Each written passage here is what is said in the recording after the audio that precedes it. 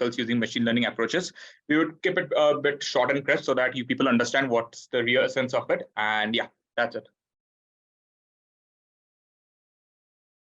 So coming to the abstract of it, we have proposed an ensemble model using bagging, in which it involves a light gradient boosting, random forest, decision tree, extra tree classifier, and gradient boosting to accurately predict the maintenance requirements of a vehicle. For example, we have taken a dataset, which we'll be describing in the later slides. And with the dataset, we have used an ensemble model using these 5 to 6 models, and we have achieved a very high accuracy compared to the other models, which we have compared with along with the references. So coming to the dataset, we have used a AI4i 2020 predictive maintenance dataset, which is from a California machine learning repository. It has around 10,000 rows with 6 features like product type, air temperature, process temperature, rotational speed, torque, tool wear. These datasets and features helps us to classify those examples as well as the accuracy of whether the maintenance of that vehicle, for example, an armored tank or any car or any sort of, for example, bus truck, are correct or not. For example, if the maintenance is fine for it, if not, it can tell us, okay, this maintenance is lower than this percentage, and so on. So this is the feature table, which we extracted as well as normalized. So this contains 6 features like the F1, F2, F3, F4, other features which I just mentioned earlier, like air type, torque, speed, and stuff. And if along with this features value, if the machine will fail or not. Like for example, 0, it means it's not failing, and for 1, it's failing. So next we have the proposed model workflow, which my co-author Anand will explain to you. Yeah, so in the proposed workflow of our proposed model, we have used this bootstrap aggregation, wherein after normalizing the data, what we have done is that we have created bootstrap samples for all the 5 ensemble models, which we have decided, that is LGB, decision trees, gradient boosting, random forest, and extra tree. And after we have created our ensemble model, with the bagging techniques, we have used k-fold cross-validation to validate our performance. And again, how did we decide that only these 5 models would be taken by us? Because we had done a huge research on which models which we can take, which I'll show in the next slide, was using topsis analysis. Now, this was the workflow: data creation, normalization, splitting. After that, we were selecting the best hyperparameters. Now, for this, we used grid search, wherein we made this whole grid of m cross n, wherein we tried out the possibilities of taking into account all the possible hyperparameters, all the permutation combinations, and the best hyperparameters were chosen. After that, topsis was used, and at the last, k-fold cross-validation. So for evaluation, this is our confusion matrix, and these were some of the matrices which were used, like precision, F1 score, area under curve, recall, kappa, accuracy, and MCC. So let's talk about the scores achieved by a model. So the accuracy was around 98.92%, and rest all are shown in the PPT. Yeah, so the cross-validation curve, which had been obtained by a model, is shown right now. So we had run it for 5 times, so 5 epochs were there. And the consistency could be shown, and it's pretty robust. So yes, so all these 10, 11, all these models were the possible machine learning models which we explored, and these are the values obtained by them. And now let's talk about the future scope. About the research which we did was that, first of all, that if we take into account factors such as weather conditions, terrain data, or the operator behavior, then this could lead to possibly more data and better accuracy and increment in the results which we fetched. Apart from that, usage of real-time data from sensors and incorporation of advanced data analytics could be helpful.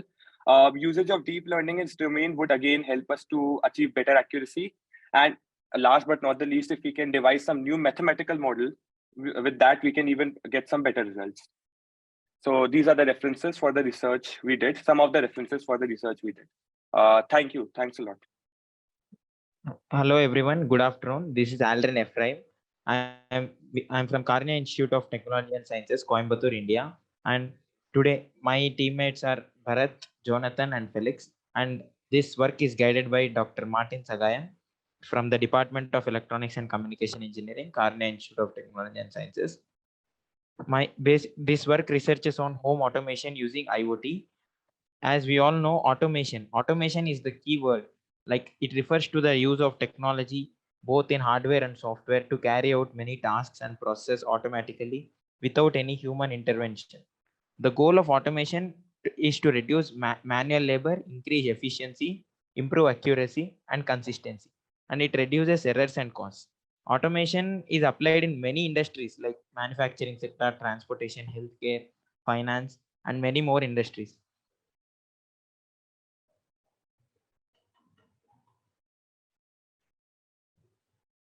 The main objective of our work is that, like home automation, we are able to control all the home appliances, and home automation also helps the people to ease their work. And in the busy world today, many people likes to live in very automated environment. So this form of automating our home and the basic needs will help the human effort to make very easy. And home automation gives the user complete control and overall remotely controllable aspects of the home. And here the technology we used is the internet of things, that like as of today there are many modern technologies evolving, and internet of things is one of the fascinating technology. It has the potential to revolutionize the way we live our lives. Main main importance of the IoT is to make the lives smart. It is essentially a vast network of physical devices like vehicles, buildings, and other objects which are connected with which are embedded with sensors and actuators, and it has some good software and connectivity, and which allows them to exchange data and interact with one another easily. It is basically the internet to every device in the house. Now, coming to our work, this is the block diagram. Here, the main microcontroller we used is the Node MCU microcontroller. It has Wi-Fi module, and the sensors we used are clap sensor, flame sensor, temperature sensor, and LDR sensor. And the outcomes of this are like, based on the temperature indications, the fan will turn on and off automatically. And LDR, light dependent resistor, is a sensor which will sense the amount of light. If the amount of light outside the house is very low, that seems to be dark, then automatically the light is on. And clap sensor will be used for on and off of the light inside our bedrooms, like for the ease of use. Like if we clap once, it gets on, and if we clap again, it gets off. And next is a flame sensor, which is used like in case of emergency purposes. If there is some fire caught up in our room, then immediately it gives an alarm. And this is second block diagram. Here we used Arduino microcontroller. Here we used mainly this for the water level indicator. Like the amount of water present in the tank can be clearly known, and it is also displayed, and the motor also gets turned off immediately once the water tank is filled with the sufficient amount of water. And all of the sensors are designed, like they are designed in different softwares like Express PCB and Eagle. The here This is the circuit diagram of IR sensor, infrared sensor. Here the IC used is LM358 IC.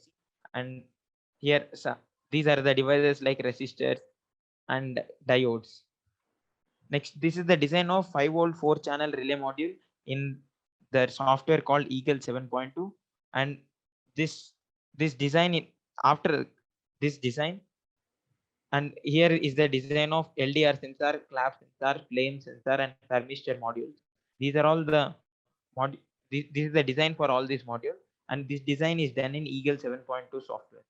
And next, here we have undergone all the sensors fabricating. So here we were involved in PCB fabrication process. Like first we took the actual sensor, and we verified the circuit diagram with all the components in the breadboard. And next we went to the design of sensor in the software as shown in the previous figures like this. These are all the sensors designed in the software. And next we obtained that same circuit on the printed circuit board by the process of ironing. After that, we completely etched the board to remove the top layer using ferric chloride solution, FeCl2 solution. And after that, we applied the tin coating to the board to improve the connectivity. And after that, after design of all these sensors, we checked all the connections with the help of multimeter. And after that, we placed the components in the particular slotted hole, and we soldered them. After that, we finally tested the sensors and got correct results. And this is one of the video where the testing is done on the breadboard. And this is the process of applying tin coating for the PCB module.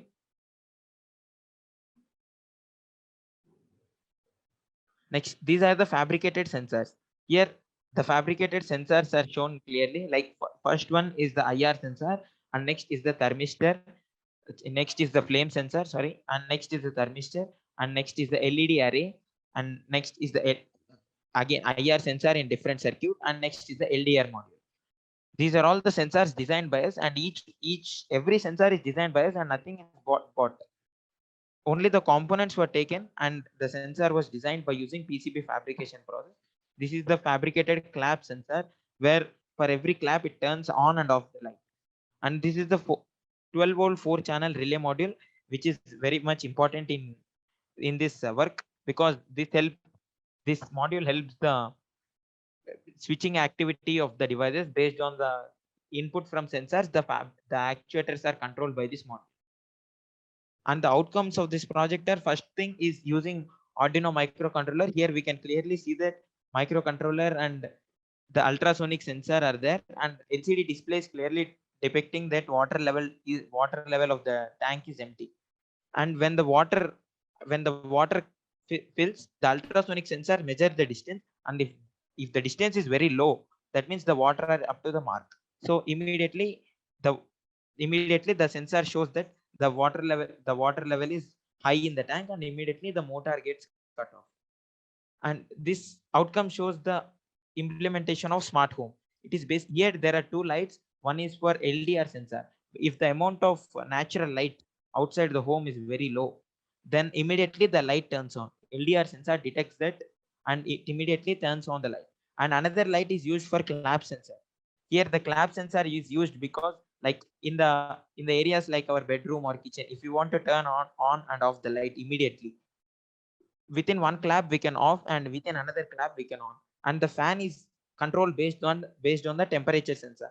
There any kind of thing can be used, like air conditioner also, based on the temperature. If the temperature is more about 28 or 30 degrees inside the room, then immediately the fan is turned on. And also it also measured the humidity also. And next, the controller used is Node MCU, as we all know.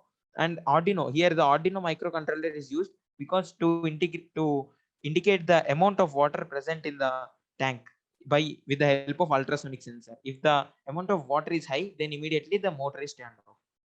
And this is another picture of the working model. Next, this is the outlook in the Blink gateway. Here we used Node MCU microcontroller. So we integrated everything to the Blink gateway, and the user can monitor it through the phone. Like here, the display of temperature, humidity, the light outside the home and the light inside the bedroom, the fire warning, and the window open and close through the IR sensor. Everything can be displayed in the user phone, so that he can access remotely also. So when he suppose he is an employee and he wants to access it from the office, he can access. And if he wants to on the AC before coming home itself, within the reach of home, he can on the AC, so that everything can be automated. So the gateway used here is Blink, and the Node MCU microcontroller has the Wi-Fi module, so that we can connect through Wi-Fi. Thank you.